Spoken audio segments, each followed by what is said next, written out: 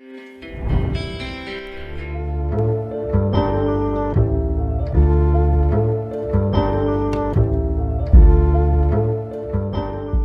সন্দেশখালী মাছের পাড়ার বাসিন্দা মৌসুমী মাইতি। বিডিও সাহেবকে এবং বিএলডিও অফিস, এগ্রিকালচার অফিসের স্যারেদেরকে ধন্যবাদ জানাই আমাদের জমিটা ফেরত দেওয়ার জন্য। আমার বাড়ি সন্দেশখালী 2 নম্বর ব্লকের মাঝের পাড়ায়। প্রশাসনের সহযোগিতায় আমরা যে জমিটা পেয়েছি, আমরা আজকে খুব খুশি। এর জন্য আমি বিডিও সাহেবকে ধন্যবাদ জানাই। আমার নাম শঙ্কর দে, আমার বাড়ি মাঝের পাড়ায়। আমাদের কাছ থেকে নোনাগের করার জন্য জোর করে এগ্রিমেন্ট করেছিল। ডিএম সাহেব দিয়েছিলেন, বিডিও সাহেব গিয়েছিলেন। আমাদের জমি আমাদের পজেশনে দিয়ে এসছেন এবং অনেকে আজকে পজেশন পেয়েছে, আমরা খুব খুশি।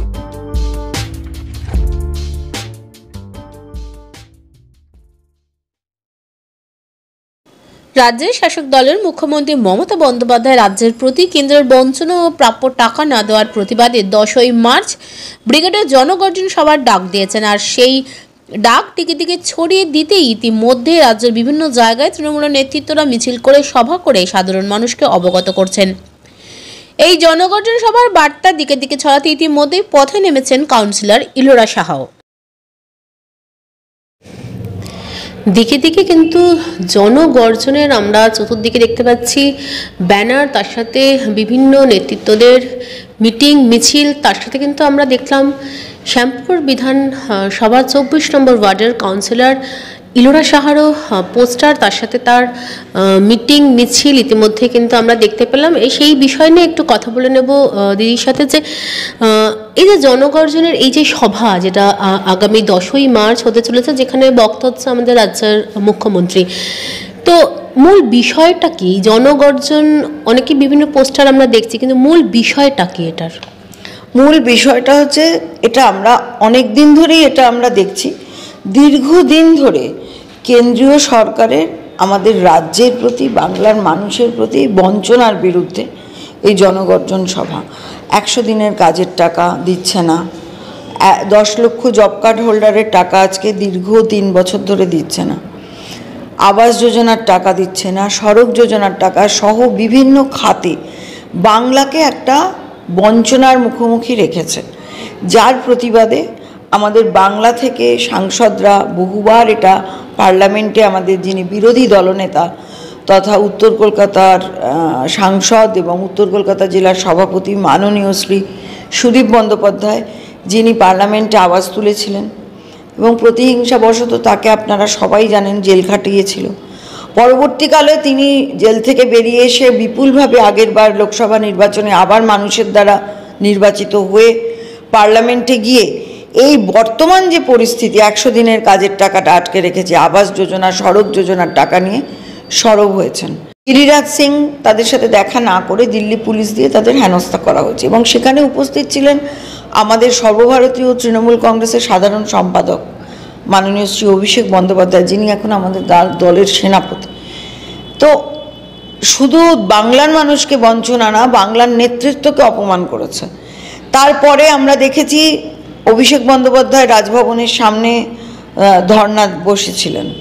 তারপরে আমাদের মাননীয় নেত্রী মমতা বন্দ্যোপাধ্যায়, উনি আম্বেদকর মূর্তির সামনে লাগাতার ধর্ণা হলো, সে ধর্ণায় আমরাও সবাই অংশগ্রহণ করেছিলাম। তা সত্ত্বেও আমাদের বিজেপি সরকারের টনকটা নড়ছে না, তারা বাংলাকে লাগাতার এই বঞ্চনারই শিকার হয়ে চলেছে। তা এই ইস্যুকে সামনে রেখে আমাদের নেত্রী আগামী 10ই মার্চ জনগর্জন সভায় ব্রিগেড চলোর ডাক দিয়েছেন। তাতে করে আমরা বাংলা থেকে, বাংলার কোনা কোনা থেকে মানুষ আসবে, তৃণমূল কর্মী সমর্থকরা আসবে এবং 24 নম্বর ওয়ার্ডে আমরাও সমস্ত রকম কর্মী সমর্থকদের নিয়ে আমরা তারও প্রস্তুতি সমানে চালাচ্ছি। দলের শীর্ষ নেতৃত্ব যেরকম নির্দেশ দিয়েছে যে কর্মী সভার পর আমরা একটা দলীয় ওয়ার্ডে মিছিল করে পথসভা করা হয়েছে, তাতে করে আমাদের ওয়ার্ডের প্রত্যেক কর্মী, সর্বস্তরের কর্মীরা আজকে একদম মানসিকভাবে প্রস্তুত যে 10ই মার্চ আমাদের প্রত্যেককে ব্রিগেড যেতে হবে। এর আগেরবারও ভোটের সময় আমরা দেখেছি যে প্রধানমন্ত্রী বা আমাদের কেন্দ্রীয় সরকারের বিভিন্ন নেতৃত্বরা বারবারই আমাদের রাজ্যে এসেছেন। সম্প্রতি আমাদের মাননীয় যিনি প্রধানমন্ত্রী, উনিও এসেছিলেন। কিন্তু এই যে রাজ্যের প্রতি এত রকম বঞ্চনা, অথচ প্রধানমন্ত্রী তিনি নিজেই আমাদের রাজ্যে আসছেন, অথচ বাংলাকেই এত রকম বঞ্চনা। তো এই বিষয়টা নিয়ে আপনারা কিছু ভাবনা চিন্তা করেছেন? হ্যাঁ, এটা তো ওরা ডেলি প্যাসেঞ্জারই করে, এটা তো ওদের মানে একটা কাজের প্রোটোকল হয়ে দাঁড়িয়েছে। বাংলাকে বঞ্চনাও করবে, আবার ভোটের আগে ভোট পাখি যেমন বসন্তের কোকিলকে কিছুদিনের জন্য দেখা যায়, সারা বছর কি আর দেখতে পেয়েছেন কখনো স্বরাষ্ট্রমন্ত্রী বা প্রধানমন্ত্রীকে? কেউ তো দেখতে পায়নি। কিন্তু আবার ভোটের আগে আসা যাওয়া শুরু হয়ে গেছে, সবে তো শুরু। এখন এই ঘুরে গেলেন কৃষ্ণনগর, আরামবাগ, আবার শুনছি বারাসাতে আসবে। তো এখন এত জায়গায় উনি ঘুরপাক খাচ্ছেন, সারা বছর তো দেখা যায় না। বাংলার মানুষকে বঞ্চনাও করছে, ভোটের আগে আবার মিথ্যা প্রতিশ্রুতি দিয়ে বারবার দেশের লোকের ট্যাক্সের টাকাই তো প্রধানমন্ত্রী স্বরাষ্ট্রমন্ত্রী যাওয়া আসা করছে। একটা প্রধানমন্ত্রী যখন যাতায়াত করে তার একটা বিপুল খরচও থাকে, সেটা তো দেশের লোকই বহন করছে। সেই আমাদের বাংলার 10 লক্ষ জব কার্ড হোল্ডারের টাকাটা আজও দেয়নি আমাদের মাননীয় মুখ্যমন্ত্রী মমতা বন্দ্যোপাধ্যায়। এইবার বিধানসভার বাজেটে উনি বলেছেন আমি 21শে ফেব্রুয়ারির মধ্যে সমস্ত 100 দিনের টাকা আমি মিটিয়ে দেবো, এবং উনি সেটা কথা রেখেছেন। 100 দিনের আমি আমার ওয়ার্ডটা দিয়ে বলতে পারি কোনো বিভাগের কোনো 100 দিনের কর্মীর টাকা আর বাকি নেই। তো এটা তো দেওয়ার কথা ছিল কেন্দ্রের, কেন্দ্র সে লাগাতার বঞ্চনাও চালায়। আমরা কোনো মিথ্যাচারে বিশ্বাস করি না।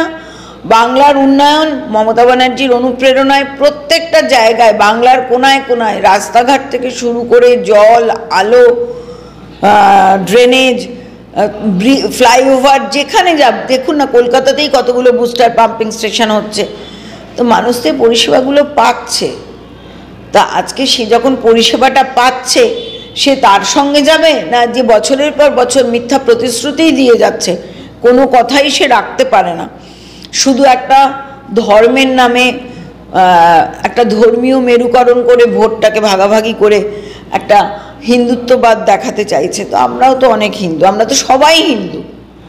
এই ধর্মীয় মেরুকরণ, ধর্ম নিয়ে যে নোংরা রাজনীতি, জাতিভেদ প্রথা, এগুলোকে তো আমরা ধিক্কার জানাই। তৃণমূল কংগ্রেস এগুলোতে বিশ্বাস করে না। তাই ওরা আসবে যাবে, এটা ভোটে ওদের আসতে হবে, কিন্তু আমার মনে হয় না বাংলার মানুষের মনে তার কোনো প্রভাব পড়বে বলে। যেভাবে তৃণমূলের যারা নেতৃত্ব রয়েছে, যারা কর্মীরা রয়েছে, তারা যেভাবে এই কেন্দ্রীয় সরকারের বিভিন্ন বঞ্চনার এই ধরনের তারা মন্তব্যে বা প্রতিবাদে তারা যেভাবে গর্জে উঠেছে, আশা করা যাচ্ছে সামনের 10ই মার্চ ব্রিগেডে যে মানুষের সংখ্যা অগণিত হবে সেটা আশাই করা যাচ্ছে, এবং সেই ছবিও আমরা দেখাবো খুব শিগগিরই আপনাদের সামনে। আর দেখতে থাকুন 24x7 নিউজ বেঙ্গল।